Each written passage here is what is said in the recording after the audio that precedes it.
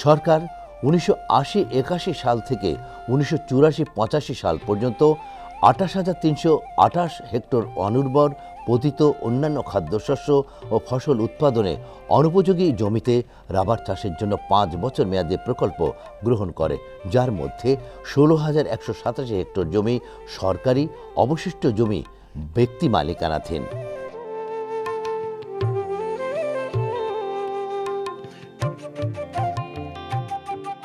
বিএফআইডিসির মালিকানাধীন রাবার বাগান রয়েছে 18টি। বিএফআইডিসি 1980-81 সাল হতে উচ্চ ফলনশীল রাবার চারা রোপণ শুরু করে এবং 1997 সালের মধ্যে চট্টগ্রাম, সিলেট এবং মধুপুরের 13,207 হেক্টর জমিতে 16টি রাবার বাগান সৃজন করে। তার মধ্যে শতকরা 8 ভাগ চারা মালয়েশিয়া হতে আনিত প্রিম 600 এবং পিবি 235 ক্লোন হতে লাগানো হয়। প্রতিটি ক্লোনের উৎপন্ন চারা হতে বছরে 3 কেজি করে রাবার উৎপন্ন হয়।